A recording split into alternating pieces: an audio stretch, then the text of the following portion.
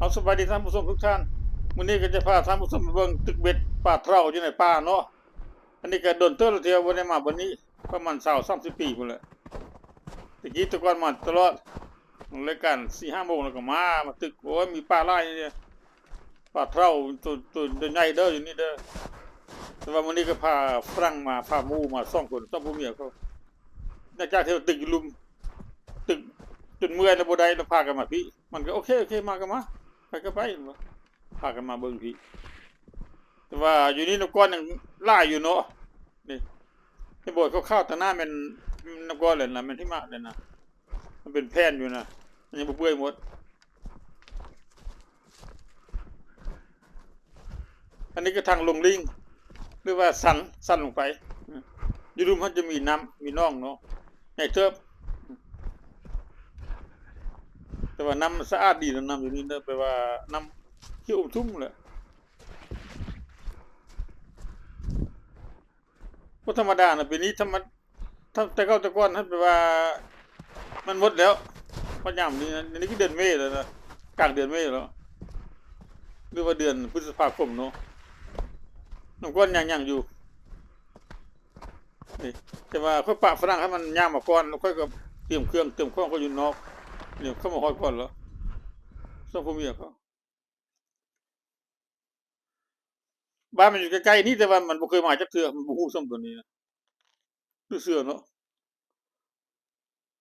นี่แต่กี้แต่ก่อนเขาย่างแต่บ่อยู่นี่แหละย่างออกไปทางขวาย่างไปฮอดพุ่นน่ะทางซื่อๆตรงๆนี่ตรงไปไม้กุดนี่นะบ่ขาวๆนั่นน่ะบ่มีหิมะน่ะเขาย่างไปพุ่นแหละแต่ว่าบ่มีแต่ข้อยมีหลายคนย่างนำกัน3-4คนย่างนำกันแต่คนเต็มหมดสมัยแต่เก่านะแต่น้ำมันแห้งหลายกว่านี้อันนั้นมันเดือนประมาณเดือนยังก่อนเดือนมิถุนากรกฎาเนาะจูนจุลายประมาณนั้นแหละแต่น้ำมันบกไปหลายแล้วบกขวามือนี่มีเขาเฮ็ดสานไปสำหรับตึกป่านะมีอันเขาไม้ว่าเป็นแผ่นไปคนตึกเต็มสมัยเก่านะแต่ว่ามื้อนี้จะคือจังได๋พาหมู่มานี่น้ำงามหลายน้ำอยู่นี่นะมีปลาหลายเด้ออยู่นี่นะบ่แม่นบ่ลิ้นนะมีแท้แหละนี่เขาแก่งไปแล้วนี่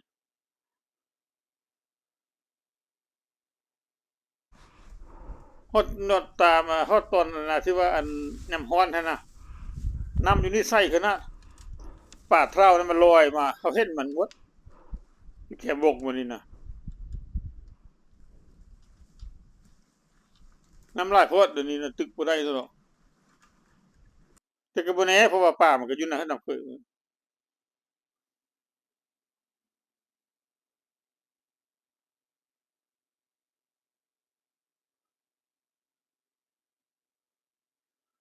เอาเรือคายักลงมาลิ้นนี่คือสิคัก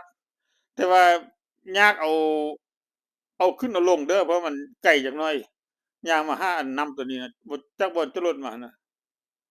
แต่ว่าคันมี2คนห้ามใส่กันเลยสบายผู้เดียวนี่โอ้ยยุ่งเลย